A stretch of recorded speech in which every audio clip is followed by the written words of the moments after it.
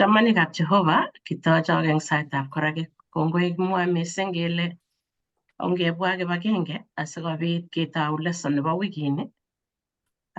Neng wikini kolen Iberurot inendet nenyone eng kainetab Jehova. Ko ongesa sikobit kondoiwech kamuktaindet. Ongesa Jehova nesobe koigeny kiwekun kongoi eng kamuget nekaikonech sikobit kebwa taing'ung asikobit iberurech ak ikonech tamirmirieng'ung netilil sikobit konetech ak kekuye ng'olyondeng'ung. Kongoi eng kibagenge nekitindoi eng mwalmoinik chekaikochi kamuget Jehova. Eng kebeberwek chetinye cheng'olole ko Jehova ing'ong'chi icheket. Kongoi akot eng kosik chekose. Kongoi Jehova cheikose asikobit kwaak makeng'ung eng age tugul. Kilosun ak kitorore kaineng'ung kainetab Jeiso ne itindenyo. Amen. Amen. Kongoi mising kabwoti ale kimite kibagenge eng biik cheisubech eng YouTube chekose chemi kanisa yokotuiye kibagenge. Ko eng wikini keng'olole lesson nenyigis nekikere eng kitabutab tienwogikab kalasunet ak amoche atach mwalimuinik asikobit komwa kebeberwek chetindoi anan kotinye ng'oliot netesyin. Ko anendet ko Lilian amite Sabato ak amite ko Jumambili ne noto len mestowot nebo Jehova netet ne esioge. Ko atochok ale ongetebi kibagenge asikemwa keng'alal tugul. Chamgei chamanikab Jehova. Eng kanaik abwati ale karo kikure Evelyn Tarus amite ane Jumatatu nemwoe kolen inendet neilat nenyalili anan kiptayat nekinyalil kotokotin. Kongoi konyo ngakatakin eng kainetab Jeiso akatachak siketebi tugul mi kwoeng kasi. Kebeberta naibe ko neiyanat koigeny eng arorutienyi karamnet nito ng'ololi koboto kongoi. Achok akamwae kongoi ngora eng kanetisyenyo nekitindoi. Ami kebeberta nebo kosomok kasi nemwoe kolen laitoriat nebo koigeny nemawalaksei. Otokotin akwek tugul. Oramaru neisubi ne kimite tugul eng betutab komut kasi ak samari ne mwoe kolen tisindet tab koigeny kou kit nekiu Melkisedek. Otokotin koberok Jehova eng kainetab Jeiso. Kongoi mising. Eng wikini kochang chekesomani ak asome isich kartasit ak kalamit anan iwe kanisa nenekite yoto nebo Seventh-day Adventist asinyoru lesson ngotokotomite amu kimi lesson nebo sokor. Ko abwati ale nekit komainyoru amu keropta lakini komite biik chetindoi sotoretkei kibagenge. Ko isoman amu yoche isoman kabisa chang ak kemeche keng'alale yoto. Ko eng wikit nguno kotougei kemite keng'olole tienwogikab kalasunet 23, Johana 10 koitit 11 akoi 15, tienwogikab kalasunet 22, 89 koitit 27 akoi 32, tienwogikab kalasunet 1 akoi koitit 16 ak tienwogikab kalasunet 2 ak Ebraic 7 koitit 20 akoi 28. Ko ng'oliotab metit nebo betutab rani kolen ng'oliotab metit ko kale eng kitabutab kalasunet 118 koitit 22 akoi 23 kosomani kolen koita nekiesio tegik koek noto metitab loita. Bunu Jehova ng'oliondoni kwang'utiet noto eng konyekcho. Ko kitabutab tienwogikab kalasunet kekere eng tuguk chechang chekikisir akobo sobetab Kristo anan boisienyin. Ko kikisir eng tai kotomo koit kesich Jeiso. Maonatet neikere kinyokosulda yekait Jeiso koaak boisionik chotok kinetegei yotok kele ngotko kaka eng kitabutab Kalosunet kotinye tuguk chekikibor eng tai. Ako yani sobenyi mami kiy nekitilil nekelen kinekite yoaja. Yani kiwo kwaak eng betut nekikakimwa nekimwa maonatet kounoto. Ko ng'alechu konetech tuguk chechang, tienwogik ineti nga kikere ko tienwogik ko ikere ile kinetech kole weritab Jehova ko ng'o. Kasenyi bo it, kakilenyi nebo kee anan ko kaborunenyi ko mestowot nemie. Kochang eng yotok, ko nguno ikere kimitei nekwong'e ile akot betut nekingokakong'et Jeiso kowendi eng oret. Ko kimitei alamalaik chekibendi oretab Damascus. Ko Emmaus, kibendi Emmaus kobendi eng oret. Konyo Jeiso kotwaitagei eng yuto akichek koborchi. Ko ngesoman eng kitabutab Luka Luka 24 koitit 44 koborchi icheket akobo ngesoman kidogo sikobit kenai eng yoto. 24 koitit 44.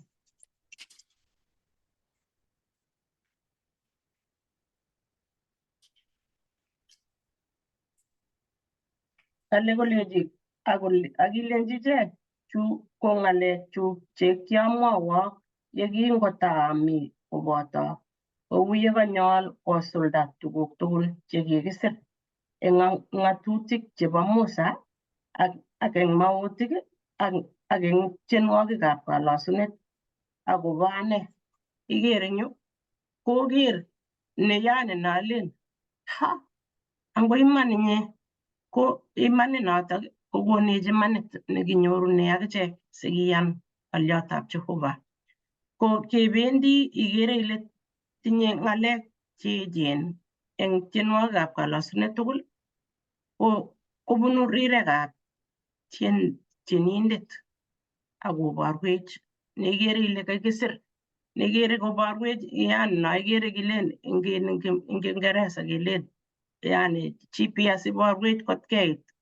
Neikere ile nguno ngotko kiborwech tai koborwech akoi kele koweksei Jeiso kimuchi kiyoni amu kisulda kiy age tugul nekikimwa. Ko kang'alale metit ng'oliotab metit akobo koita nekikiesio. Ko eng betusiek ingen keteche akot kot komi koita nekekure cornerstone neibe nyikisindab kot.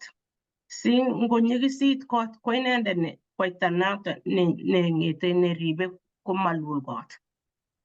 Ko ingisoman eng yoto ikere ile kimi koita nekikakiesio yani sikonyekemilda kende yotok. Ko koita notok ko ng'o? Ko Jeiso Kristo nekinyokoek toloita nekanyokotiny hekalut asikoek koita ne noto TH konech koek koita nekonech sobondab koikeny. Koita nekitonone eng sait age tugul itumtumoksei ing'ony, itumtumin ing'ony ko koita neitiegei neinome asikobit melul akokonin kamuget. Ko amoche awo Jumambili amoche akochi mwalimuinik koteshi kito neimuchi ngotko tinye ng'olyo. Tos mi chi netinye koteshi ng'olyo?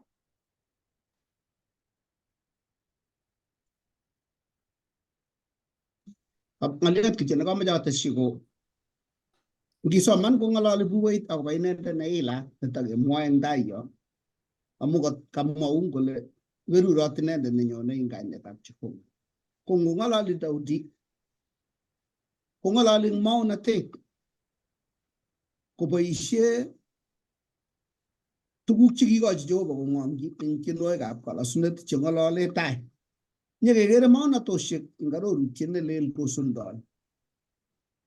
Koka maunatoni kora koka lilulab keyet kong'ete arorutiet neos kolile tai ole kibendi akotesetai kokwenyi mising lilindo koetu amu tesakse naet akotesakse maunatet ak kakuyetab maunatet. Ko maunatet ko makityo kele maotiot ko chito neimuchi komwoi tuguk chemi tai. Ako kora imuchi ko maotiot chito neimuchi kokus kong koker let akoker tuguk chekikakimwa eng olin akobara. So maunatet kora amu kase komwoe kora akine kole Musa ko ki maotiot, Abraham ko ki maotiot, akot Jacob ko sikekure maotiot ko melen kimwa ng'al chemi tai. Lakini kimwa kora ng'alek kobara kayamisutik chekikamwa Jehova ak oleu kasuldaetab ng'oliondonotok eng ibindanyi. Kounotok kobara nakuyo kimwa Jehova kolen ak tun ayakwok inendet nekergei ak Musa ne notok ng'olole ko Jeiso. Nyiwo akoi Balam ko king'alal akine kole kaker kecheyat nekikomong akotuatui eng siarit koruptoi siaritab laitornatenyi bororiosiek tugul chebo Moab kotun nyokoek Jeiso. Ko ngakimwa tuguk chemi tai konyokong'ololi Paulo akong'ololi Jeiso akine koboisie Zaburi kobor kasuldaetab maunatonotok eng ibindanyi ak betusiekyik. Ko notok kakuyetab maunatet kora ko kobara kayamiset nekikamwa Jehova ak kasosiek chekikamwa Jehova akobor ole kakosuldaita ng'alechatak eng betusiekyok. Akot ngot komaba ng'alek alak chemi tai ko kakobor ole kakibarata logoiwek chemiachen chebo logoiwek chekikeyomis Jehova eng arorutienyi chetakeng'olole mising eng tai yo. Kongoi mising. Ko ketesetai kora kanito kemwa ng'oliot Pastor ile Iberurot inendet nenyone eng kainetab Jehova. Koborwech kora eng yu betut nebo Jumambili kolen mestowot nebo Jehova natet ne esiogei. Ko ngesoman Zaburi tienwogikab kalasunet 23 abwoti ale engemwa ngele tiendo kalasunet 23 konyonjinin meting'ung ng'oliot neilen kito nenyone meting'ung ibwoti ile Jehova mestowondenyu amu ng'aliotab metit notok. Amache asoman sikekasu. Kale 23 ko machang kurgotik lakini kitieni Daud kimwachin kolos Jehova Daudi kolen Jehova mestowondenyu mararwoge onarue ole mi suswek che nyalilen. Indoiwo awa ole mi beekab kalyet. Isobi sobondanyu. Indoiwo abun ortinwekab imanda akobo kainenyi. Akot ngabune atebwetab urwetab meet komoiwei yaityo amu imi koboto. Ikoiko kiroktong'ung ak siareng'ung. Itoi meset eng tainyu eng ole mi tebunekchuk. Kaile metinyu mwaita. Kakonyi kikombenyu kot kong'irtagei. Isuboto iman, mieindo ak chomyet netala betusiek tugul kote asobe ak atebe kotab Jehova koigeny. Eng yu komwoe Daudi kole mestowot ko eng mestowot ko neribe koribe ngo nego yani koribe ngemwa ng'alale nego. Ko mestowot koribe nego akokwerioti koba ole mitei suswek cheyome, kwerie koba ole mitei ako inendet nekere simanyokwam tiondo. Ko kamwa Daudi kale Jehova mestowondenyu kono arue ole mi suswek. Nego mising komaruitos, tonondos. Lakini ngot koit korur kechiriet ikere ile kakopait, kakobiyo, matinye kolya, matinye wasiwasi, kakonyor mieindo. Ko neikochin kwai kounotok ko amu mitei mestowot nekere, nekale kere yani imutoto eng ole abunoti. Kale indoiwo awo ole mitei beekab kalyet. konin kalyet Jehova eng komosta age tugul akot ndamite ole mite ole ibune komi kalyet. Kale sobe sobondanyu. Tia tuguk cheitindoi kaimutik chemi sobondang'ung. Ako Jehova komuchi kosob sobondang'ung. Inendet daktari neo, inendet neikochi kamuket. Amu kimwoe Daudi kole isobi sobon akondoiwo eng ortinwek che eng kainenyi. Tia ortinwek chekebunoti cheuen chemakingen. Ako Jehova nekonech kamuket. Amu ribech kakoech rani kokoribech amu manyo chi nyokobirin. Manyo chi nekonyokolyochin. Ko ngesoptosi eng sait korake ko Jehova ne mestowot nemie nekakoribech. Kale akot ngabune atebwetab urwetab meet komaiweyoityo amu imi koboto. Mestowondoni mite akot ndabune ole mite suwik anan komite chelion komeiywei nego kobun yotok. Amu ne? Amu mite mestowot. Akotinye sharinyi amu cham igere sharit nekoi kole ko nitok kale sharit ko kiugo kole asikobit kokweriote anan kokwere tiondo nekanyo. Ko yekaugo kole kongol artet nakamach sikororokto eng tulwet kole kong'usune koyobune kole. Ko igere ile akot acheket ngap kebe ko kikemaste. Amu kisirte mising isir oret. Kaiwe isirtoe oret nebo Jehova. Kimete kalyetab Jehova. Kiiger ile akot komamuchi ngot kelechin nyo kanisa ibwoti ile ngong'eti ngaai netun betut age anyo. Amu megere ile ne neimuchi rani amu chang tuguk chekikoratin. Ko ngot ikur kainetab Jehova mestowot nemie Jeiso kokuru koyobun eng mieindanyi nakamwa kole yani mestowot netinye netala komutun kotinyo akobate ikochigei. Ko eng yu eng Johana igere eng yu ng'alechu kikimwa amu abwoti akot mwalimuinik chemoche sikong'ololi koborwech eng kitabutab tienwogikab kalosunet. Iwendi kora eng kitabut nelel arorutiet nelel neiboru kesulda ng'alechu kiking'alale eng yu.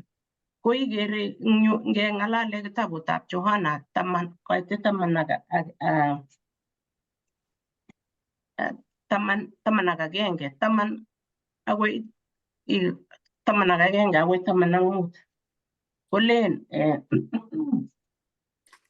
kale mestowot nemie ikoitoi mestowot nemie sobondanyi akobo kechirek.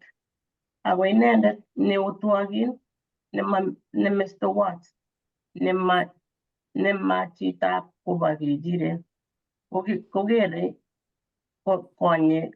konyonei suiyot akobakakta kechirek akomwei akonam anyun suiyot ichek akoyesta. Ko komwei inendet amu otwogin amamake kiy kechirek. Mestowot nemie akangen chechuk ako kongeno chechuk kou yeingeno kwanda akangen kwanda akoitoi sobondanyu akobo kechirek. Akere eng yu komwoe Jeiso akobo ichek kole ingeno chechuket. Ngot ko chito nakikisir akoro suiyot koloboti kole kaikasar sobondanyu. Lakini mestowot ne Jeiso kokikoito sobondanyi. Kinyokokaikai konyo eng kipsengwet kometo tolosiet nekitindoi eng kipsengwet kole eng tai amu kokisoman eng lesson nekibo wikit konye. Kokikakicheng kelen ibuti kap Adam kokikakoyan keny Jeiso kole awendi akobo icheket. Ako kinyokotebi kikinyekinyalil kiking'utyi kikilyochi lakini kimuita tugul ko mestowot nekakale ikoitoi sobondanyi. Iker kimurtoiyot igere Jeiso Kristo nekenyokomwa akobo inye akobo ane. ko igere ile kiaror arorutiet nelel kokere let chekikamwa eng kitabutab tienwogikab kalasunet komwoe akobo mestowonda nekinyo Jesu Kristo ne akot rani kora kotokotononi eng taitab kwanda kotonondaiwech akosomwech nyoetab kat ako ketindoi rirenetabgei ne notok kole anyone konekit ko ngechobokee amu ngotikas akot ndewe kotiru kong'etwek kale kokase chechuket makergei ak mestowot nekikisir amu yekakonyo suyot kolabat kometoi ko agere ameche abokokyi yotok kolen sirutiet eng yu ne ortinwek cheimuchi eng betut age tugul ak kwang'utiet neboisie iboisie inyaban kit nekikiyamiswech achek sikenyoru Jesu ko mestowot nemie ne netos ilewen iyai rani ne netos iyochi chito age imwochi akobo mestowot nemie neikoitoi sobondanyi kosir nyekebar kechirek ako ngole kechirek ongebe kobwone kose kutinyi ngomite ole ngotoba kole akotoi kwo kosubi kechirek kosubi kityo kakonai kole kakoit keba gaa kobwone kosubi kechirek kitorib kechirek ak ng'ororek ko kechirek kosubin lakini ng'ororek korwoate story age nebo betut age no ko kongoi ngakochi mwalimuinik kotesyi. Elian kameche ates kangimwa tienwogikab kalasunet 23 ko nekit kurget nekinetigei kila ako nekisomoni ako kikeboisie yomite kaimutik amu eng kanetisietab Daudi ko kisire Daudi eng atindiotab mestowot akile kiek inendet mestowot kenyisiek nekit 15 akoi 19 akoi betut nekikikur inendet ko kakobet kakekur lagokab Jese tugul kekur ko muren kijanayat nekimining nekinyumnyum kora kotindoi kenyisiek cheng'ering'en amu ki lakwet nekimining king'ete nemining. Ko ripset nebo kechirek ieku mestowot ko manyumnyum. Nyolu korok icham kechirek, ng'oliot netai. Nebo aeng itindoi irib kechirek eng bunyot nemengen ile mang'une ano. Ko kaboisie ng'oliot suik. Suik ko tiong'ik cheu sesenik chemengen ile mang'une. Imuchi komang'une sondini anan komang'une sondinin anan komuchi kokem nego kobun tai anan kobun katam amu suik ko chang akobendi eng grupit nekio. Ko kikerei Daudi ko katebe ki nekaike tulwo sikobit koker kechirek kwagetos. Ko chomyet nekitindoi Daudi ko kebor chomyet nebo Jehova amu kanam atindiotab mestowot ak kechirek. Kechirek ko makoi ripkei ako mengen kole mang'une ano suiyot, imuchi kobar icheket ko mengen. Ako tindoi kamang'unet kechirek kole mitei kiptaiyandenwa mestowot neribei. Kamang'unetab kechirechu ko mestowot. Kokanyokoib Daudi kole kiptaiyat Jehova ko mestowotnyu. Maiwei ngabune urwetab meet. Ko urwetab meet ko bunyot nemuchi konyo eng kasarta nemengen akobarin akokesun. So kamang'uneng'ung komeribegei. Kakibe nguno kanetisiet nemwoe kolen kaityinetab imanda eng kayanet amu ngiyoni Jeiso ak iyoni Jehova eng muguleldong'ung komeribegei. Makoi iyetkei inyegei amu metindoi kimnatet. Itiegei Jehova sikobit kong'otin. Ko ngong'otin Jehova kokonin katiaknatet nebo sobet isop akokonin icham inendet amu ribindeng'ung ako sorunindeng'ung. Nitok kokonech kamang'unet kele makitindoi ribindet kosir mestowot Jehova. Ingerutosi kemboi komagingen kele tos kiit karon inendet neindoiwech eng ruondo nebo meet nebo kemboi eng ruondo. Akong'etech kokachor asista eng karon kokerir emet.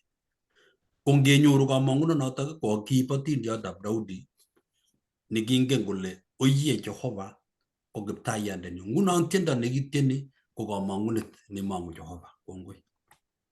Kongoi mising. Atache mwalimu nerube. Kongoi Lilian. Kongoi missing. Kongoi Pastor Nyalile for that addition and contribution. Kitesetai as kamite Jumatatu nemwoe kole kiptayat nekinyalil. Kiptayat nekinyalil. Kurgotik chekisomani komite kitabutab tienwogikab kalasunoik 22 akot tugul ak tokomi kurgotik alake chetokobwone ak asome ale sisir asisomanchigei alak. Kitabutab tienwogikab kalasunoik 22 ko kitabut nebo maana missing anan kitabut nekim missing amu mwoe akobo meetab Jeiso. Kitabutab tienwogikab kalasunoik 22 komwoe akobo maonotet nekikikochi Daudi akobo meetab Jeiso. Kakamwa Lilian ing yo kole bitu reflection kekere arorutiet ngesoman kitabutab tienwogikab kalasunet atya kero kora eng kitabushek chebo Mathayo chebo arorutiet nelel. Ko kibendi ing yotok ing kitabutab tienwogikab kalasunoik 22 tugul sisomanchigei amu magoi asoman tugul. Komwoe akobo meetab Jeiso komaoteni Daudi akobo meenyi ak kisib keng'ong'chi Daudi akobo meetab Jeiso. Ngesoman ing tienwogikab kalasunoik 22 katilde eng yotok kaitit 16 komwoe kolen amu kakoyema sesenik, kakokercho oret tuiyetab kiptengekinik, kator eunekchuk ak kelyekchuk. Kale kator eunekchuk ak kelyekchuk. Ko ngebe kesoman eng arorutiet nelel, nelel komwoe akobo meetab Jeiso ole kikitorto eunekchik. Kale eng kaitit 17 kora amuchi ait kawekyuk tugul, kero akochurachuro, pchechinkei ngoroikyuk ak sere barbarek akobo ngorienyu. Ko chotok tugul ko kinyikero baadaye kele kinyokosulda amu kikiser barbarek ak kepchechigei ngoroikab Jeiso. Eng Mathayo 27 koit 35 komwoe kole kingokakokartat inendet kopchechigei ngoroikchik eng saretab barbarek. Eng betusiekab Daudi kekere eng yotok kele melen kele kimi chi nekikakekartat. Kingong'ongchi Jehova Daudi ko kiro akobo kakartatet nekikartat Jeiso ak ketor eunekchik. Kikiloche biik eng betusiek chekibo Daudi ko kikiloche biik ako kikirate, kimakomi chi nekikartoti. Kimwa anyun Daudi akobo Jeiso netun kitore eunekchik, mwae akobo meenyi ak ng'etienyi. Kisomani kora eng arorutiet nelel akobo kosuldo maonotet akobo Jeiso ne inendet nekikartat asikosorwech akome meet neking'wan. Tienwogikab kalasunoik 22 ngesomani komwoe yotok kolen, ngesoman kaitet agenge kolen Kamuktaindenyu, Kamuktaindenyu. Amune sibakakta? Amune siloeno? Ametoreto? Amune si iloetuneno ng'alekab tigenenyu? Ko ing yotok kora komi reflection ngisoman eng kitabutab Mathayo 27 kaitit 46 komwoe kole yekingo olobo sait 9 kokurso Jeiso eng tuget neo kole Eli, Eli, lama sabachthani. Notok ko Kamuktaindenyu, Kamuktaindenyu, kalya sibakakta? Kimwa Jeiso ng'alechu kingoistoegei kwanda akokas kole imi inegei. Kikas ng'wonin neo missing yekingobit separation ko kingoistogei kwandanyi. Kokas kokimi kityo. Kobwotwon nito kingonekit kekartat Jeiso koborwech kingomi Getsemane kosoe inendet. ako mwae kolen kwanda ngomukoksei koistoenegei kikombani. Ko kikakokas Jesu nyigisindo mising amu kiwendi koibe tengekto tugul nekibo ng'ony tugul, melen kiibe tengekto nebo chito agenge. Kiwendi koibe tengekto nebo ng'ony tugul, ko kinyigis mising eng inendet. Ko kingosa ko kiakonyigisit mising kot komwa kole Baba, ngomukoksei iistoena kikombani, ma eng makenyu ako eng makeng'ung. Kikere eng yoto kele kingokakowach Jesu kole Baba kalya sibakakta. Ko kingoistogei Jesu, kingoistogei kwandanyi kokas nyigisindo mising neking'wan. Eng kisoman eng kitabutab John abwati king'wan mising amu kebwotwo ya ngabit muti chito, ngele chepyoso kemuti lakwet ak bimete. Komi separation anxiety neikere lakwet kowache iman, alak lagok alak kowaktos kabisa kotanwiso. Ko kebwotwo ko nekibo Jesu ko king'wan mising koistogei kwandanyi. Eng taunit, eng Johana, kitabutab Johana 1 koitet 1 komwa kolen eng taunit ko kimi ng'oliot, ak kimi ng'oliot ak kamuktaindet, ak ng'oliot ko ki kamuktaindet. Kekere kele kimukomi separation in the beginning eng taunit. Ki agenge Jesu ak kwandanyi. Ko yutok amune sikingowache eng kutit neo kolen Baba kalya sibakacha. Eng Johana 10 kora koitet 30 komwae Jesu eng yoto kolen ane ak kwanda ko ki agenge. Kibun Jesu cheng'wonen asikobit kenyoru sarunet. Ya ibune ng'wonindo iwekchigei Jehova neng'ung. Amu kiwekchigei kingobun ng'wonindo Jesu kowekchigei kwandanyi kole kalya sibakacha. Ko ya ibune ng'wonindo inye ko ng'o neikure? Nginetegei Jesu inendet nekingokas ng'wonindo korirchi kwandanyi. Ibwat tuguk chemiachen chekikwaun Jehova eng betusiek chebo sobeng'ung chebo tai. Konech Jehova kamang'unet ya kikere emenindo eng sobenyo. Yekikere kouyo mami mutaut kokeny. Ya kilae milet nemakitinye kamang'unet kokeny. Ko nginyal kimurtoiyot akenai kele mi Jehova kobotech. Kingwo Jesu kimurtoiyot komelen kele ki nekiboiboiyo neiwendi akilen anyon aroni ami, ameche ala tengekto nebo ng'onyuni. King'wan mising. Kinyigisindo neking'wan mising. Ibwotwech nito yekisoe Jesu, kakamwa eng yoto kole kingosoe inendet kole koistoenagei kikombani. Ko king'wan mising. Tengekwokikchok chekiyai inendet kinde kimurtoiyot kikartat asikobit kosorwech. Kiingen Jesu kole kiloe tengekwokik tugul chebo ng'ony. Tienwokikab kalasunet 22 kokoitoi ng'alek chetinye ng'wonetab ndaret nebo tuyet chekichote Jesu eng ng'alekchi. Somanchigei kitabutab tienwokikab kalasunoik 22 koitet 1 ak koitet 8. Ikose churet eng yu kechure Jesu eng Mathayo 27 koitet 44 komwae kolen imang'u kamuktaindet ingosor inendet nguno ngot komache amu kile weritab kamuktaindet. Kas churet nekikichur Jesu mano. Kole imang'u chichi kamuktaindet ingosor bak. Kichurachur akichek kou notok biik chekikakikartat ak inendet kole sorugei bak. Amu kikingen kele kikakoclaimen anan kimwae kole weritab Jehova. Ko nguno kole angosor bak Kiptayat necham komwae ak askarik chekimite yoto kora ko kichurachur Jesu. Somanchigei tienwokikab kalasunoik 22 kakesoman eng yotok ak Mathayo 27:35. Kimanai biik eng kasarta kole kutiet nekichenge kotui kotatun koeku koita nebo luita nebo hekalut akolumda lumeiwondenyi. Kokono notok asoman ale koita nebo luita koune ak what is the importance. Bo kamanut netya. Nga koita nebo luita ko koita nebo konait nebo kot. Makoi kotuiyo totet age ak totet age akolumdagei kot kotelel ngot komami koita nebo luita. kekere kele Jeiso ko kinyo nyokoek koita nebo luitan sikotuyech ak Jehova nenyo yekingokakobit tengek akoista kobit separation nekimi eng chito ak Jehova. Ko koita nekikikere kesose koek koita nekibo maana mising.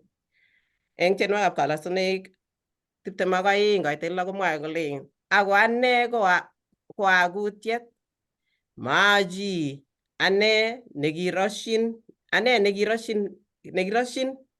eng biik ak nesasat eng biik. Somanchigei noto ko Jeiso kora noto. Chito yekai noto ko inye ak ane kikikerkeitenech kutiet. Ngisoman eng kitabutab Isaia 41 koit 14 komwae kolen meiwe inye Jakobo nei kutiet akokwek biikab Israel. Atoretin mwae Kamuktaindet ikere kakikerkeite chito kutiet.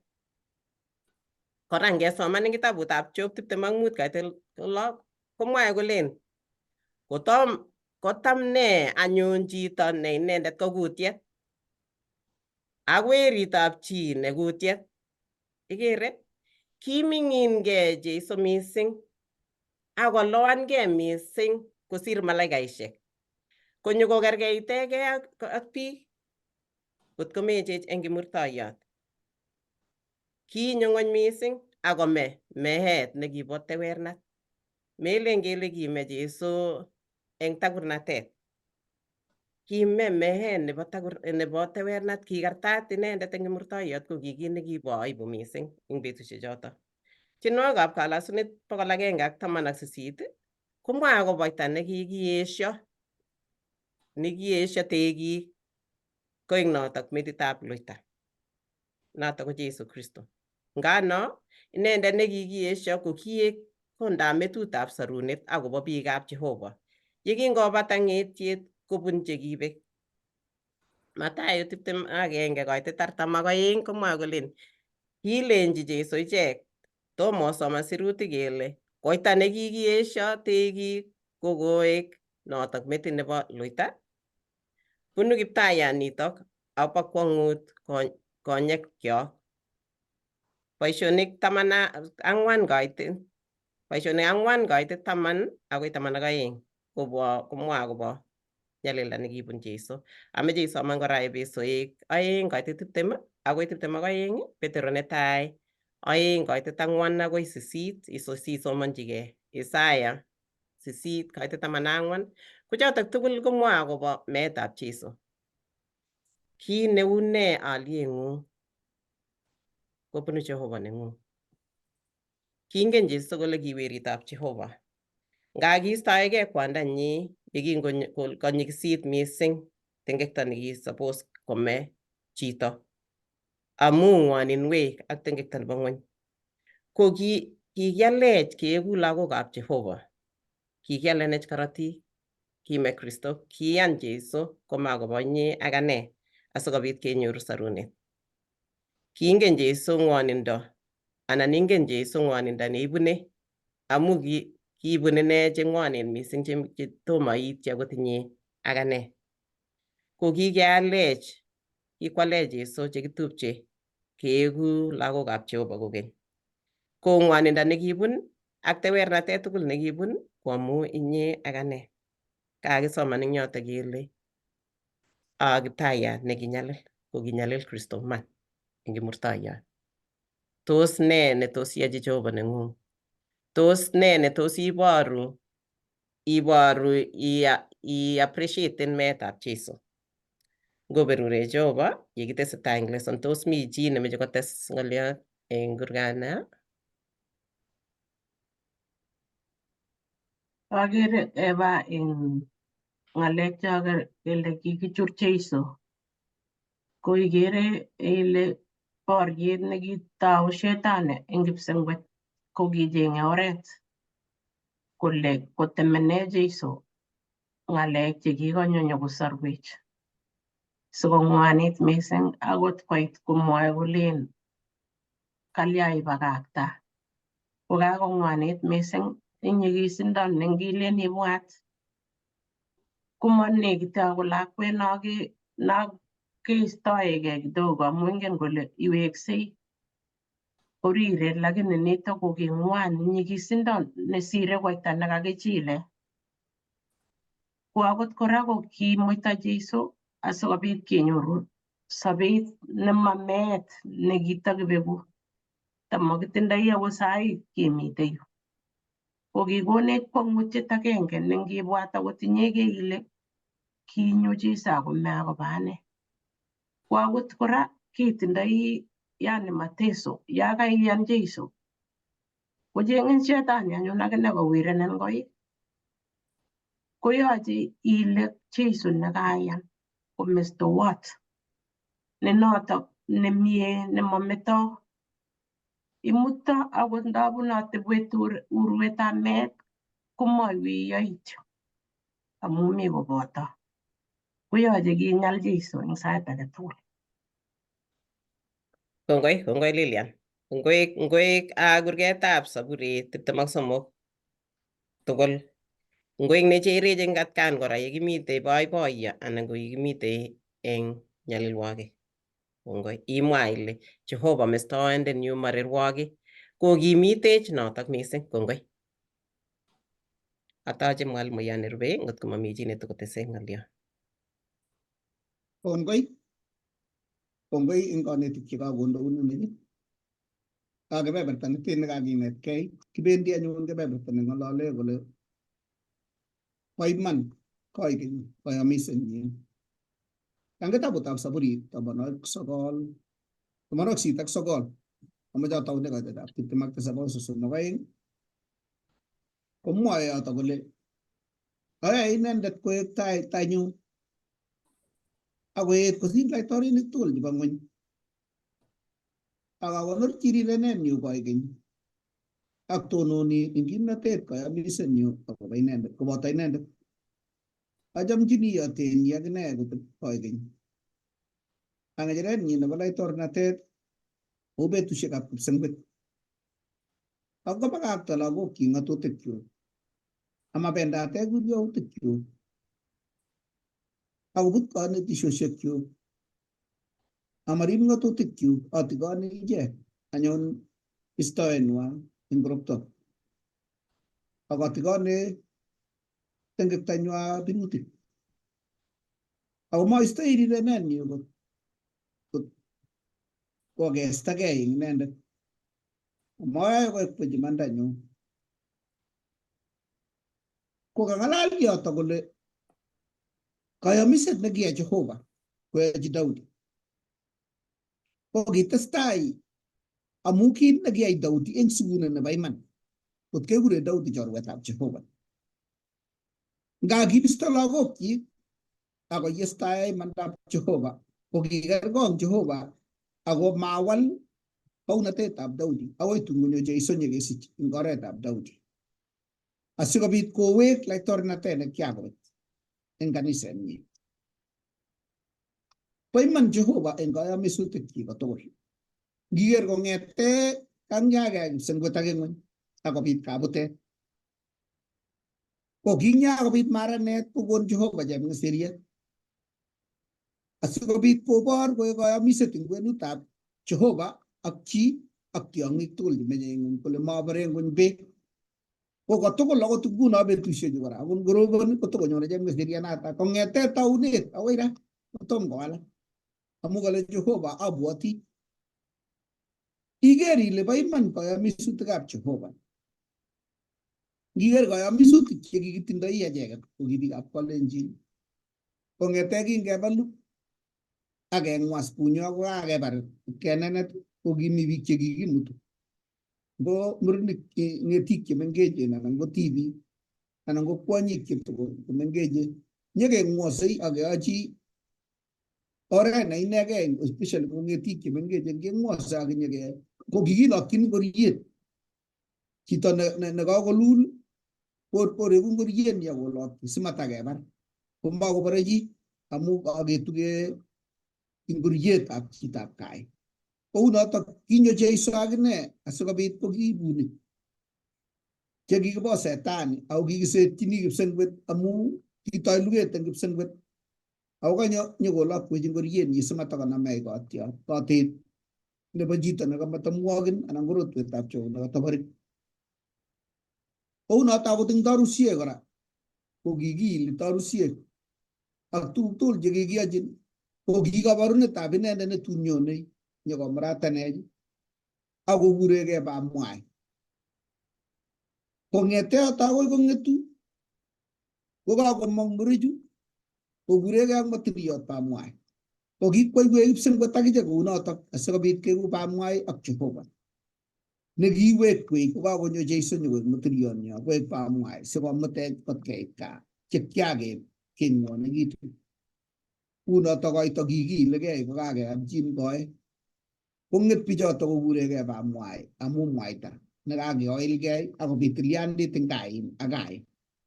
Unoto akot akichek chekiakebetchi koikeny konyo kipsengwet koito cheptab orani asikobit keibu tilyanut ak kesich ng'etet nemutai len oret ak iman ak sobondo amu long'une ngomeche chi nyokong'ete kaptindiret nyokwo komosin bo kapchemakar kolong'une ng'etai. Koyaech kipsengwet keibu kit agenge kounotok kayamiset nekitindoi manung'otiot ak osotiot eng tumdo nekikiyoe. Ko kimakonyumnyum kobesio biik kot kele kabesio anan kele kabulot amu kayamiset nekikakiyai. Chuto tugul ko kiribe biikchok tabne Jehova nekayamisutik chik kobo koigeny. Ko kanikamwa kole akot nga kiit betusiek chekalolio rirenosiekab Jehova amu kakobut totet icheket nebo kayamisetab Jehova amu kingeyoe kayamiset ko kiyoe biik aeng'u cheyoe komosin ak komosi akoyonchin kibagenge ako kikibut icheket kebeberta nenyo. Konoto amune eng kitabutab Zaburi yoto kisomani 89 ataune koitetab 38 akoi 46 komwoe kole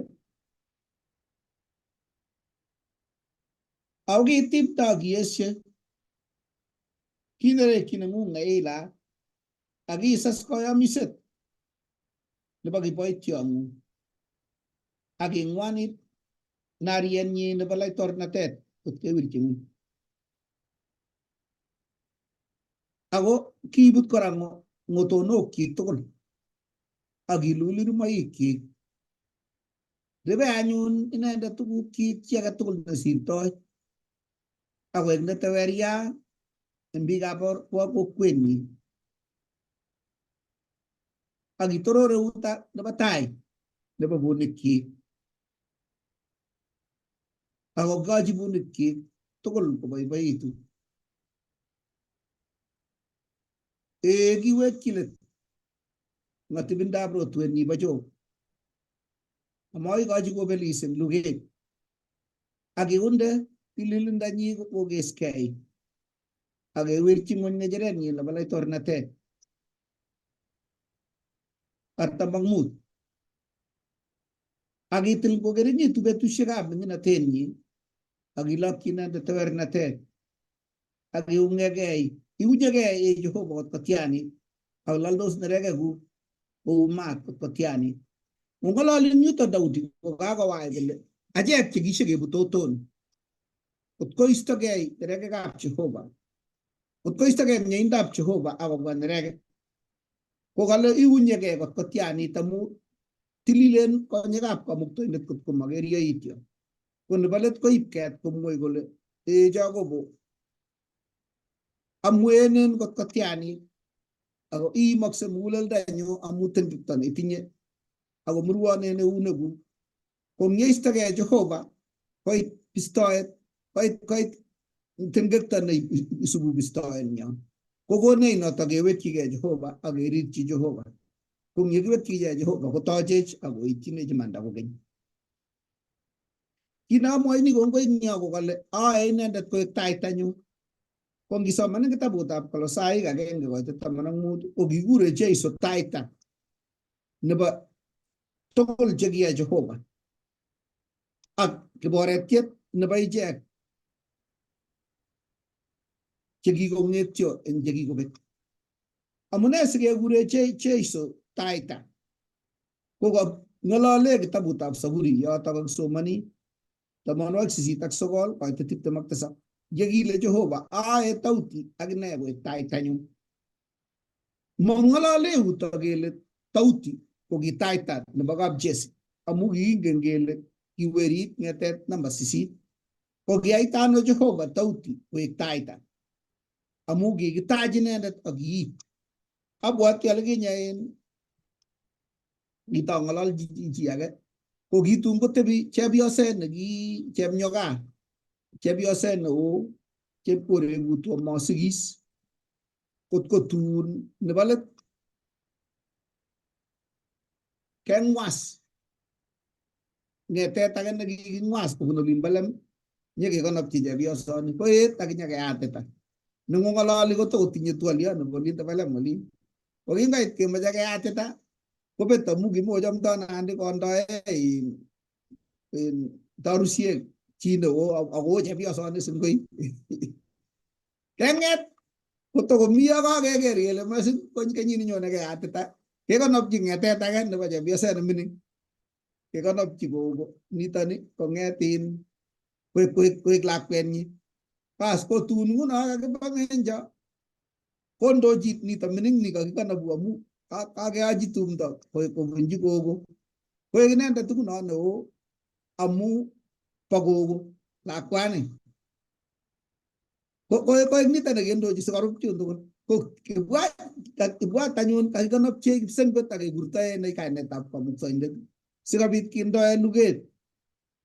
Inga noto amune sikere kokwong'e malaikisiekab Jehova komu tilyandit nekitinye ak Jeiso konep kokonech kebaunishe ak Jeiso kipsengwet tabala malaikaisiek cheking'et chemaitenge ko achek chekekilulech ko kakikonopchech gogo kong'et koek inendet nebaunisiei bas kindo kong'et malaikaisiek kokwong'e kityo akotieni kolen bo Jehova torornatet ak kimnatet.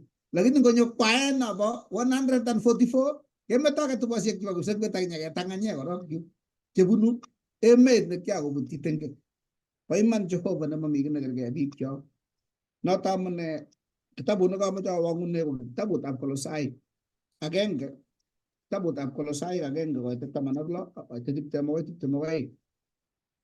Komwoe yoto kole amu kikiyai tuguk tugul eng inendet chemi kipsengwetisiek ak chemi ng'ony chetogu ak chematogu akot nda laitornatosiek anan kiptainatosiek anan ko baunatosiek ak kimnatosiek ko kikiyai tuguk tugul eng inendet akobo tuguk tugul inendet koite 20 asikotuiyechigei tuguk tugul eng inendet ko kikoyai kalyet eng korotikab kimurtoiyondenyi eng inendet ngo tuguk chemi ng'ony anan ko tuguk chemi kipsengwetisiek. Kio kipsakarek eng betusiek chikikosirto kiobuni eng kabwatutik-kwok ak boisionik-kwok cheyachen ako kakotuiyo ak inendet nguno eng bortonyi nebo kenyek eng meet asikobit komutak koeku chetililen chemotinye tesya amotinye kiy nekiibwogunenok eng tainyi. Ko kakiyaech achek chekiakibutyi tenge chekiakeng'wonekitu noto amune kikisich tarusiek asikobit ketononsen taitab Jehova komakitinye tesya amakitinye kunende. Ko noto amune kamwa Jeiso kole tos ne neng'olole ng'olyondoni eng kitabut nito bo Kolosai ak ne kayamisutik che tos kikimetoiwech chekimuchi kenetegei. Ko kamoche kenai kele ngap komi betusiek cheng'wonen sobonwekyok che ngap koit pichinwek, che ngap koit mionwogik, che ngap koyesta lagok kometo logoiwek chemiachen, che ngap kong'emak kot kobit suriet eng boiyot anan ko chepyoset anan kobit tiyet ak emet. Ako ngap iker kot kile kiwone Jehova nekimeto ako ngot iku ikenishei ak neimong'u kotononi iman koigeny kayamisutik amawekse let Jehova. Ak nebo let iker kotonon Jehova ako mutyon kosetabgei nekami kong'ung. Kot kobit koshinet eng manung'otiot ak osotiot, kot kobit koshinet eng lagok ak sigik, kot kobit koshinet akot eng kwenutab osotiong'ung ak manung'otiong'ung ak sigik chekakoekitu akot eng kokwotinwek anan ko bororiet komugul komungto emet tatyo kotonon Jehova koun kalyet. Kot ko kwong'enen ng'ony kele kitakechotishei lakini nebo let kesisyo Kumukakwa Jehova kit nekomokomong'u chi.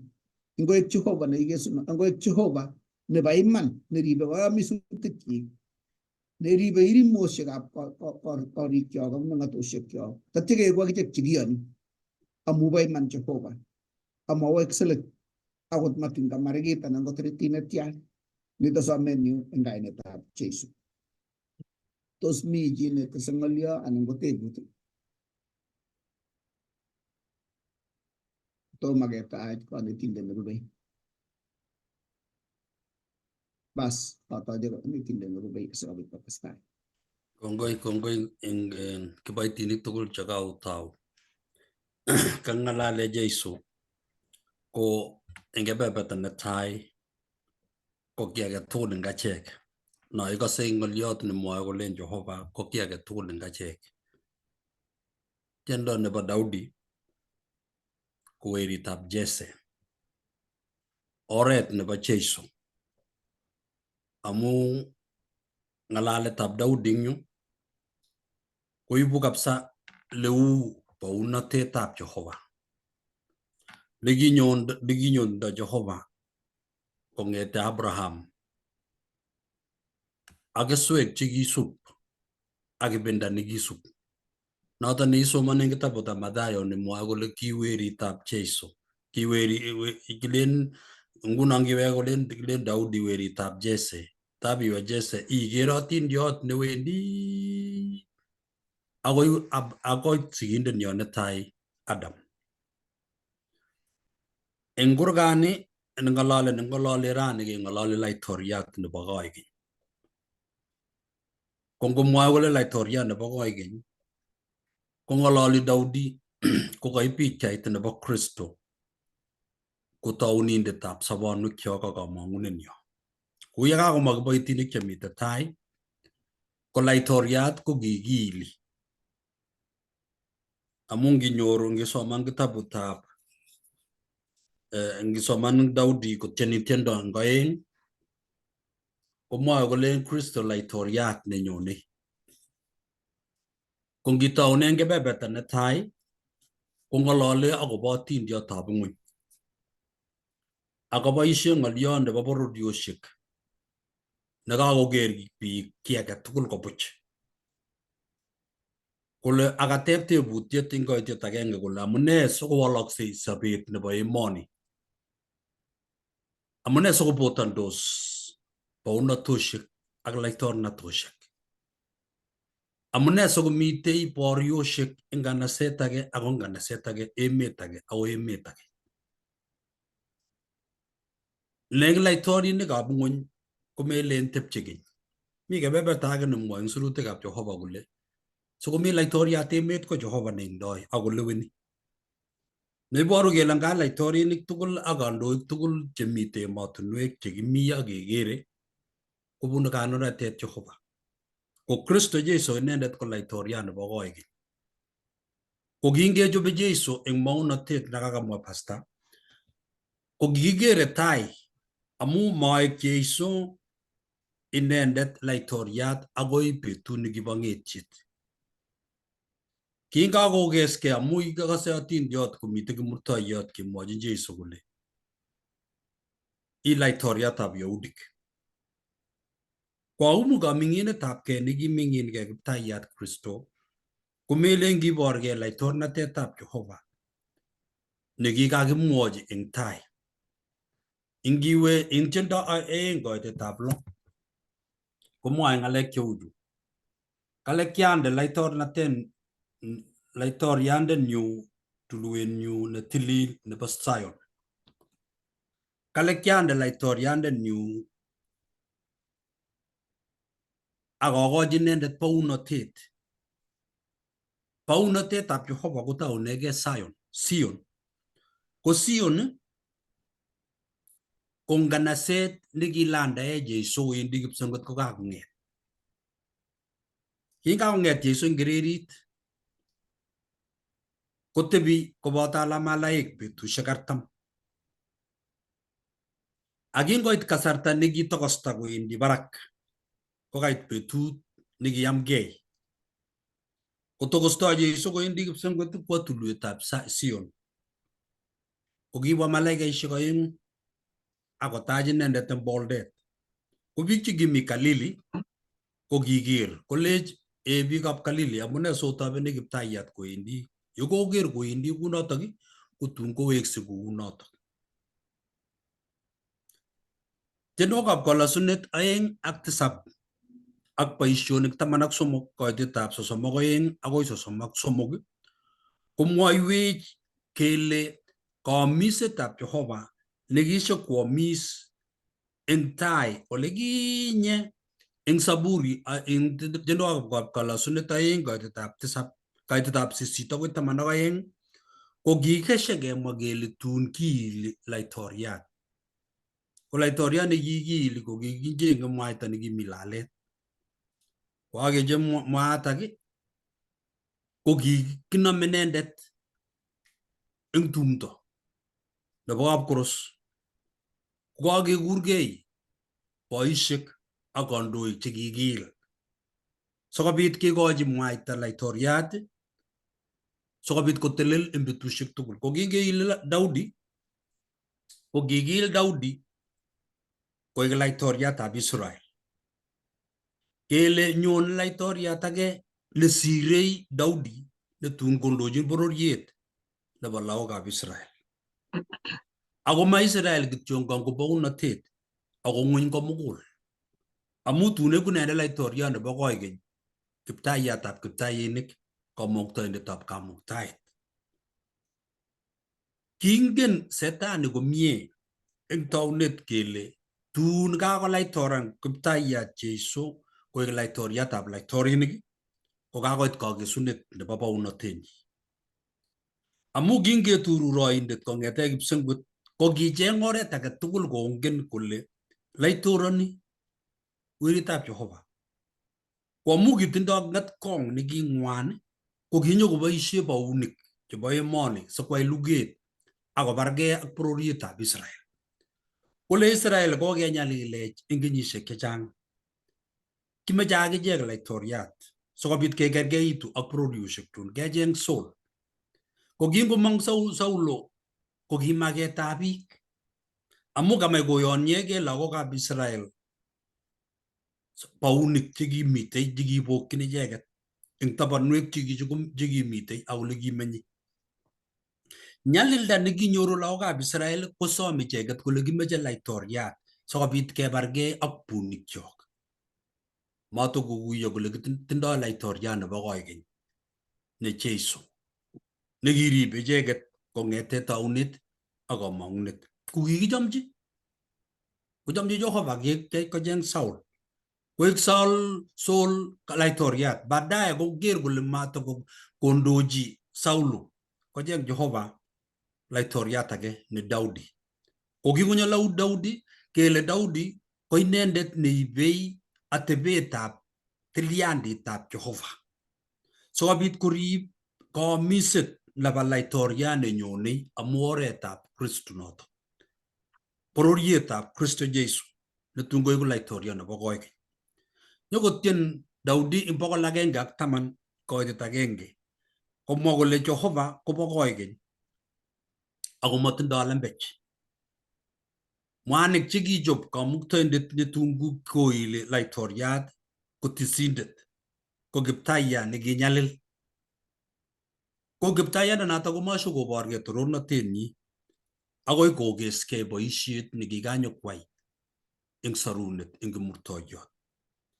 Sarunet nekinyokwaiwech Kristo ko kakotiach kipsengwet akotach werinyi akolokyi inendet bounatet sikobit ko laitorian ko Kiptayat ne tisindet, laitoriat ne inendet ko kirwogindet nemi kapkirwok ako inendet ko laitoriatab laitorinik. Kingakolokyi Jehova kokochi sharit sikobit kotelel eng taitab Jehova ak bororiosiekab ng'ony. Kelech neng'ung bounatet koikeny akoi koikeny nemoloksei. Eng tienwokikab kalasunet 2 koitab 9 komwoiwech komie Daudi kole laitoriandani ko kim, bounatenyi ko mabutoksei. sharienyi nebo karnet kobo koikeny. Ingomwoe kole kim koboru kele kitomo kekere kimnotetab Jehova akoi koit kakesunetab kiy age tugul. Kiming'inge Kristo eng oret nemie. Tiendokab Kolosinet 8:9 akasomonwech pasakoitab 13:14 komwoe kole matin ko laitoriat netun ko laitoroni ako kiptayat neindochin bororiosiek eng sharienyi nebo karnet ko kora kotindoi rirge. Tindoi rirge amu kinyokorirенech. Mabirech kobarech. Amu tikonyo ak sharit nebo laitornatet komami chi nesobei. Ako mami bororiet neng'etu. Ko amu tindoi rirge Jehova ako tindoi kalyet nerirei chi. Komeche koib atebionotok sikobit angot achek chekikeyan inendet kenyoru rirenet kerire ichek chenyolildos ak cheimigei ak chematindoi kamang'unet. Eng 89 koitetab 18 komwoe Daudi kolen inendet ko ribindetab kechirekyik. Ne kechirekyik ko achek koyonik. Daudi ko kaibatindiot kole kiribei suik ak bunik simabar kechirek. Ko achek ko ki lagokab kap Jehova, lagokab kaplaitoriat. Kitindoi bunyot noindet neborech bet ak kemboi. Boisie mionwek. Boisie luget. Boisie kabeshi nekikakebeshogei biik. Angot chetupcho komuchi kobargei amu mbaret. Anan kebargei kebar chito amu chepkondok. Koikere kikoboisie setani oratinwek chechang konyalilech. Kolech Daudi ko laitoriat ko tisindenyo ko kiwo Jeiso kapkorosut eng kipsengwet ngisoman eng Daniel. Kale kioker elibushek ak elibushek. Daniel 7:13-14.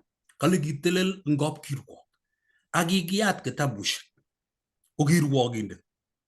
Ak kingakeyat kitabushek, kale kotebi elibushek ak elibushek eng tainyi. Ak kirwokyi tugul. Yo kirwokyi tugul kokeskei anyun kole Jeiso ngoek nebo iman eng ng'ong'utiet. 22 koitab 11. Ngoek nebo iman koek nebo neya koyait kosir. Yekokes Jeiso boisionotok eng kaptisiet kipsengwet amu achek kotelel Kristo ko laitoriat. Kelyokyi anyun kutwet nebo laitornatet ak ngorietab laitornatet. Ko ngakolach laitornatet koistogei rirenetab Jehova eng ichek chemakoyoni ako makokase it Kamuktaindet. Ko maluchi ng'ony imenindo ak nyigisindo nebo meet. Akotoku ng'u meet eng icheket. Ko ngakokeskei bounatetab oindet konyo Kristo nyokomut chechik chekoyonik ko laitoriatab laitorinik, kiptayatab kiptainik. Ingotelel kotebe ng'echeret kolen Jehova kakikonin Kamuktaindet no ikose kong'ololi Jehova kole kiptayandenyu kakonin bounatet. Ko ngokochi Jehova werinyi bounatet ko laitorian Jeiso kotindoi kebeberwek tugul ko tisindet amu tisech eng tengekwokikyo. Inendet ko neribech eng kasarta nebo ng'wonindo ak nyalilwogik. Eng let koeku laitoriandenyo ak kiptayandenyo. Ko ngenyoru kamang'unet neu nitok ketindoi kakasetab kei kele makolo sikoek laitoriandenyo kowek kokeny. Inendet nekitisech, inendet nekimuita ako inendet nekinyalil. Kotun kokwong'e bororiosiek kele oye nito nekikibar man ako nekikartat kimurtoiyot. Yo kotelel inendet eng rirenenyi kole kakoyam ingokeskei. Ko ngotoretech Jehova sikenai kele kitindoi laitoriat nebo laitorinik. Komi chi netokotese ng'olyo anan ata chito nerubei. Kongoi.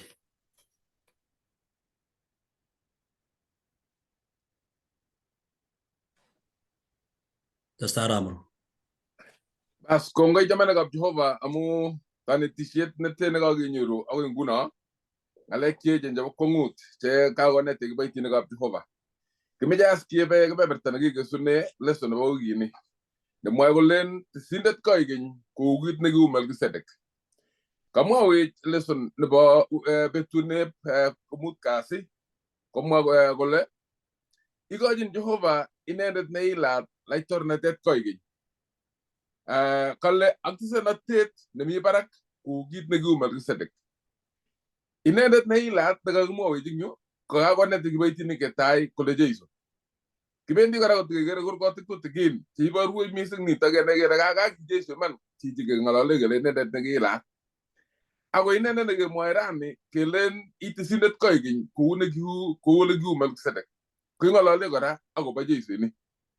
Kitabutab Saburi 110 koitini 4 ko kitabut neiboru nitok inegei kong'olole laitoriat ko tisindet ako tisindet nebo koikeny eng laitorinik tugul chekimitei eng wakati nekibo Israel komomi oldo age ole ng'olole akobo laitorinik ko tisit. Nito ni kebeberta inegei nemitei eng kitabutab Saburi 110 neng'olole akobo laitoriat ko tisindet kora. Komong yutok kole kikoyoshe Jehova amawalei kole itisindet koikeny kou kit nekiu Melkisedek. Notok kokoitet 4. Ngele kito ngo chichi keng'olole nekakilechi itisindet koikeny kou kit nekiu Melkisedek. Ako keyoshe Jehova ako kale mawalei. Kitabutab Ibranik 6:18 akoi 20 komwawech ng'olyo nekameche asoman eng yotok eng nwakindo 6:18. Komwa kole sieng tuguk aeng chemawalaksei chemaimukaksei eng Jehova komwa lembech eng chotok kimuch anyun kenyoru kakaikaet nekim achek chekikemwechi toretet sikenam kamang'unet nekikinde tainyo nekitinyei neu nangetab sobondo nekingen ako lumdaat newendi orit kosir anget nekikiyoiye ole kichut Jeiso akobo achek koek kandoindet kokakoek tisindet neo koikeny kou kit nekiu Melkisedek. Angaka chichi kimwoe kelen neilat kaka chichi kimwochin kelechin itisindet koikeny kou nekiu Melkisedek ko kaka Jeiso nekale kichut akoi orit kosir ole kikiyoiye anget nekikiyoiye. Eng nitoni ngikas ole mi anget nekikiyoiye kong'olole kaptisisyo. Ko kaptisisyo isire anget nekikiyoiye iwendi ole tilil mising kong'ete ole tilil iwendi itononi kwaniaba nebo biik ikoitoi samutikwak chebo sautikwak. Ko kichut Jeiso ko yengomwoe sirutichu kochut akoi kosir anget nekikiyoiye asikotonon kwai kanyinyet akobo achek. Eng notok kale koek tisindet koikeny kou kit nekiu Melkisedek. Kaka yutou keng'olole akobo Jeiso. Ngote kesoman kora eng kitabutab Ibranik 4 yoto kakimi 6 nginyo 4 koitini 14 komwoe ng'olyo neuni. Kale amu kitinye tisindet neo nekichut kipsengwetishek. Anga chito neking'olole tisindoni nekakile chi tisindet neu kou nekiu Melkisedek ko nekichut kipsengwetishek nekale Jeiso weritab Jehova kawal nitok akot very direct kele tisindet neking'olole nekichut kipsengwetishek tisindet neo kou yekiu Melkisedek ko Jeiso weritab Jehova. Kale ongena mising ng'ang'enyo amu makitinye tisindet neo nemaimuchi kokaswech nyalulatoshekchok ako nekikiyom kou achek eng tuguk tugul amayai tengek. Amenye ngikas ng'olyo noto amayai tengek asiteng'alale eng yobore kitikin. Kale ongirikyi anyun ng'echeret nebo mieindo eng nyikanatet sikenyoru rerunetabkei ak kesich meindo netoretech eng betut nekinyolili. Kitinye tisindet neo nekichu kipsengwetishek, notok ko Jeiso weritab Jehova. Kele inendet ko laitoriat. Ngisoman eng Isaiah 9 kaitenyi kolo, komwa akine Isaiah akobo lakwet nekakisikwech. Kole kakisikwech werit. Kale tinye inendet bounatet kikienyi. Kikure kainenyi kwang'utiet. Kikure kirwogindet. Kikure kamuktaindet nebo kamuktaet nekakong'ololwech Pastor Nyalilei. Kale kwanda nebo koikeny akobo unindetab kalyet. Nito kora ko Jeiso netisindet ako laitoriat nekichut akoi kosir ole kikiyoiye anget nekikiyoiye. Akwo akoi kaptisisiet nebo kipsengwet asikwai boisietab senatet akoi nguno akobo achek asikobit keityi ole mi kwanda. Kang'alalwech Pastor Chemakar akobo werit nekale singelongchi korot bitonin kele long'une wero ko werit Jeiso nekikikonech asikobit kelandae kemong'chi ole mi kwanda neyoe nguni senatet eng kot nebo oeng asikobit yemong komong kokakolach ngoriet nebo laitornatet amu laitoriat kora.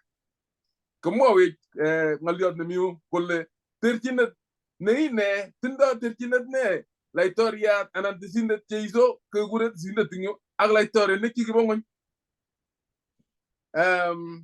Kale terchinet eng Jeiso ak laitorinik ak tisik alak chekibo ng'ony kale komi eng ortinwek cheuchu chame kinetkei eng nwokindo.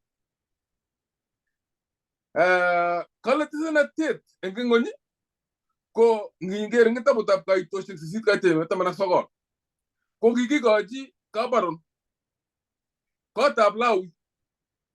Kitisenatet ko kibo kotab Lawik. Mami laitoriat eng atindiot nekiek tisindet ako laitoriat. Ki laitorinik koibu samutikwak koibchin tisik kab Lawi asikobit keyai kanyinyet kab Lawi eng kwa niaba nebo laitorinik chekakobwa. Koek kab Lawi tisik chetise kora laitorinik chekibounishei eng kasarta nekibo bororietab Israel.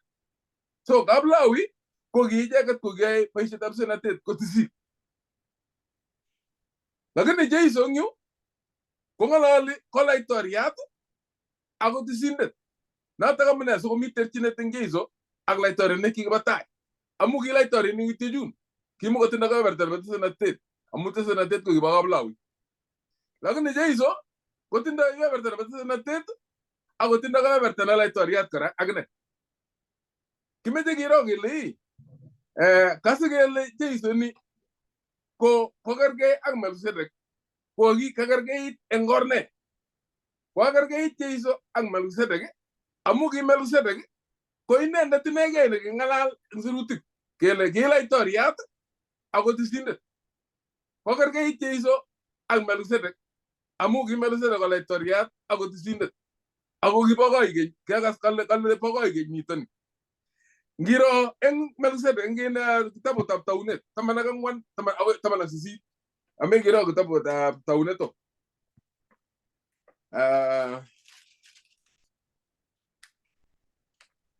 Taunet 14 kaitine 18. Komwae ng'olyo neuni. Kale akiibu Melkisedek laitoriatab Salem makatinik ak divaik. Kebor Melkisedek eng yotok ko laitoriat. Kale kiibu Melkisedek laitoriatab Salem unotok Jerusalem. Kale kiibu divaik, makatinik ak divaik. Kaibundano makatinik ak divaik laitoriat. Angai boisietab tisindet. Amu tisindet koibu makatiat ako ibu divaik. Koibundano laitoriat kokeny ng'alek chuchu. Koborwech Melkisedek kotindoi tuguk aeng. Tindoi laitornatet ako tindoi tisenatet. Kale ak tisindetab kamuktaindet netoror mising. Akiberur inendet akole ingoberurok Abraham eng kamuktaindet netoror mising ne chechik kipsengwetishek ak ng'ony. Iberurot kamuktaindet ne toror mising nekinde buneguk euneguk ak kiikochi Abraham inendet kebeberta nebo 10 nebo kiy tugul. Po kwong'ut netya kangonyo Melkisedek koibu divaik ak makatiat kale koberur Abraham konyone ko laitoriat nebo Salem ako tisindet yeitya kwai kaberuret ak nebo kwong'ut kora ko kikochi Abraham kebeberta nebo 10. Kikochi kebeberta nebo 10 chito. Kikochi laitoriat nebo kipsengwetishek. Nito ko keborwech akobo kakilechi Jeiso kou ye kiu Melkisedek iu nito akot akinye amu ilaitoriat nebo koigeny ako itisindet koigeny akoi sarunetab sobondo eng chito nekiyai Jehova. Kokonech ng'oliot eng yu eng nwokindo kora kenai kele kangeng'alale Jeiso kele ter Jeiso ak tisik chekibo kuretab asista, ter Jeiso ak tisik chekibo Kabaron. Ko tisindetab Kabaron ko kingwo kot nekikiyoiye kot kosir anget nekikiyoiye. Nakekas kole kisir Jeiso anganatak akwo kaptisisyet nebo kipsengwet. Ko kingosir tisindet akwo kot orit tisindet neo eng konyil agenge eng kenyit. Ko terchinet nebo Jeiso ak tisindet notok ko tisindet nebo kikiratyin anwet keldo. Kikiratyin anwet keldo amu tisindet nitok nekiwendi ko kiptengekiot kokerkeit ak biik. Kikiratyin anwet singokakamayenyinkei akopkome koyai kichutune anwet sikobit amu mamite icheket newendi orit olindok kobate tisindet inegei. Lakini kwong'utiet neo ko Jeiso komatindoi anwet. Kiwo kaptisisiet kotindoi assurity kole kikoshin ng'alek amu anyiny inendet ne laitoriat, inendet ko tisindet, inendet kirwokindet, inendet tugul eng tugul. Mongen ale kikosten akobo Jeiso ini. Kale matindoi anwet neu nekikitindoi tisik chebo emet ng'ony amu inendet ko tiseiwot. Ingen kole isuldoe tisenatenyi amu kikoterter. Koek terchinet notok netindoi Jeiso ak laitorinik ak tisik chekibo kuretab asista. Kale kibechi laitorinikab ng'ony tisik tisik yekabit ng'olyo. Mami laitoriat nekiu oleu kakeng'alale not. Siatore ko kale Jeiso koboishe nguno eng tisenatet eng kaptisisyet nebo kipsengwet. Kale tisindet neikesunotkei. Kamune sikemwa kele ikesunotkei kokonu notok terchinet nebo tisik chekibo emoni ak tisindet Jeiso amu ikesunotkei ineni. Manyonei meanyinyekei. Masome nyoetab kat amu kale mayai tengek. Tisindet ako tiseiwot. Kale neikesunotkei ako nesirei kotinye rirkei. Rire biik angot nekiyai tengekto neune kale kukurech kora kole obwonjo asikobit aita kole mi kwanda. Ongekas tugetab Jeiso yekursei kotokomitei koyatat kurget nebo rirenet. Amu yetindoi rirkei Jeiso kotokoyatat kurgetab rirenet. Ak yemong eng kaptisisyet nemite nguno ko kakorek rirkei, kakorek ngoriet nebo tisenatet akolach nebo laitornatet ak kondoi chepkeswet eng eunyi akokes atindiotap emoni. Eng let komwoe Leson kole tisenatenyi kotun ikesu yaitiet ak tengek. Makityo eng mugulelwekab biik ako ikesu eng ng'ony komugul. Inendet ko neikesu atindiotab emoni. Kale akaker kipsengwet nelel ak ng'ony nelel amu kakosirto kipsengwet neos ak ng'ony nelel ak ng'ony neos amakomi tengekto kokeny. Kakikes atindiot, kakikes tengekto. Chito neikesu tengekto ko Jeiso netisindet ako tiseiwot ako laitoriat nebo koigeny. Ngot komi chi netesei kotes ng'olyo asikobit ikesu eng kemwa kele kinetigei ne eng wikit nerubei. Gobirok Jehova kondoiwo. Kongoi amache ates ng'olyo agenge kityo in. Ngap akwong'e aker betusiek tugul ko laitoriatab emenyo. Kongap konyo kulo kotain ko kanyo ya. Kongap kami chito na wajib ko lawendi kabisa. Ang gala kibanyo kabisa kaswanya nyalil wagi ko. Sekolah sekolah pagka sekali kemiu. Kamu magi jam toy ka ba unda milay tariya. Ako Jesu ko tisindet ne toje ko le nyo mi mana sekali ke basa tari ke mi hajeri be mewe. Lakini uzuri kongap ne ba kosut tawun ni ole ne ga agam mage lagi tinye beruti pa yasta ai. O galo mete aba ga sene ga pogil ga la tariya ne nyo ko yo mete amat kata ban ya. Macam dah sekali kamu maginggan skill ngo jiji man mu juga tala jita lai toria tene da tau ga ko nyoji ne ga otinye mbewa mugulel da ni ga majo bon nya puri ba sekali ko lagi ne ta ge lakini kamu jate basole chei sugu no ni tai ngalole ne lai toria ta lai tori ne ako tisinde ko gine gi men kesete king ne ga kingen jiji gele ne nyo ko jorwa ako mujo ko ne ko ta to sautik ke so ilejini to mu ngati wa mu giri majiwa nyale la tu ne tinye nyale le bila kya nyale ko to begani sari to itu ingen na gele gi muji ke ba ko yute ko ma jage te be gele magor na te ne tinye apananda ne ta ge mi ge pa ni ge ame mati pa angolini aginge tilen to ka wendi ko la toria ngo gotaja ugo nagi taga to kumang ganala amune sige nyal gatan no magi muji ke beman ke som anango ke moji ko ngui kumang ganala ngut kion ni lai torna to siga be matin wet yo che gon gabi gil ke le ngeni to se mata o mata ko nguting geni nyende agu mami jine las pa ko matin ko mune sige kurte ke magabe anan ngut ko nyalel dan tinye ko dia magi ngel ko ke mojo ko la gas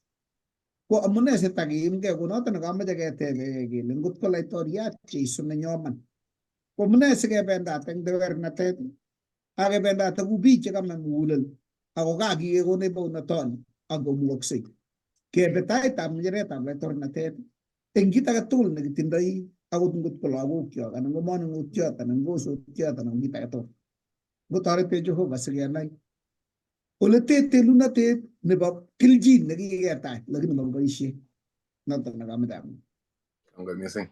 Amajatis korain ole ko Jesu ko lai tor yandan yo au ta yandan yo kuma miji ne ge go sege ya mwan wi konye u ya gita mole ingop kirwok na ba sangut chita yin ne ro kwech ko nendet ko ogiliot kirwogindet tisindet lai tor yandan yo ko ta go Jesu tu gu jotok tukul o boru gele kimi komie ingetaach inendet koek kiptayandennyo amu ngomi kapkirwok komwoe kainaikyo kurech imon ale kiwe kotini besho song'et chach akokur kaineng'ung kastano ikaste ano muguleldang'ung akolecho angen akotar kesing'ung eng takikayat agenge akole kityo tyach kwo gaa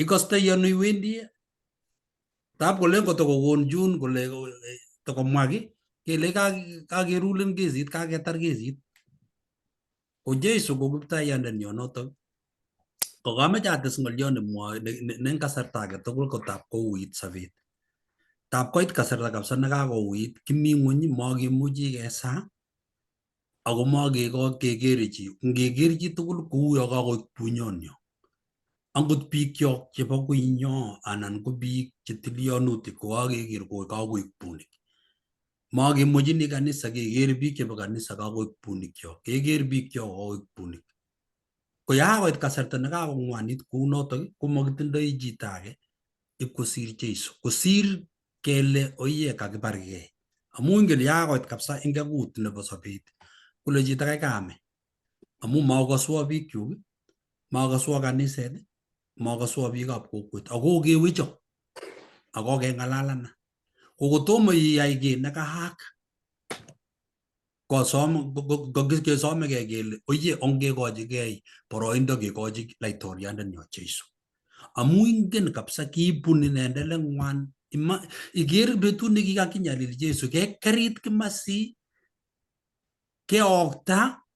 Ingiker filimit nobo Jesu akoi kimutoiyot komami chi neibwat kapsa komie amu kikimut Pilato komong Pilato kwa Caiaphas ipkengusukan kemut ing yoto nyekemut chun kebirot keboisie kipchiritit kebir keregune ngoroik kekerer ngoroikchik ipkwach ngur. Ibwate wernatanata mwisho kemut akoi kimutoiyot akebirchi kipchumarinik akokas ko ng'wonindo kokekere kele ng'wonindab Kristo tugul kokemi achek siko tewernatet nekibune ketindoi kamang'unet. Ngotoretech Jehova kokonech kamang'unet sikobit keker tai eng kasarta age tugul nebo sobenyo akenai kele makitindoi tisindet age, makitindoi laitoriat age nekilosegei kou laitoriatab emet nemuchi kokur kaineng'ung akebaibaitu. Anan komi chi nekaok akolech oyie kanyoru laitoriat kolechin katarun ko ng'alekab imbar ngomi kiy nekikerepenen ngomi kiy nemeche ketoret lagok koba sukul anan ko ne akwaun tuguchotok laitoriat kekere kele mami kiy nemaiwech Jehova inyoech mionwogik ing nyalilwogik ing kaimutikchok. Mami chi nekemwechini kosir Jehova. Inendet ko kiy age tugul ko lesson anan kanetisienyo nebo wikini tugul ko kokonech kotangus mugulelwekchok sikenai kele kibune nyalilwogik ak kaimutik akomi chi nekaswech. Mi chorwenyo nekaswech kikenyalil ak tuguk chekikela ak nyigisindo nekikela nekikebirtegei kasarta age tugul kikesa makikere walutik chebo sobenyo. Kikekur Jehova keker kele ngu kikeit ina ko ngotoretech Jehova kokonech kamang'unet. Kongoi mising.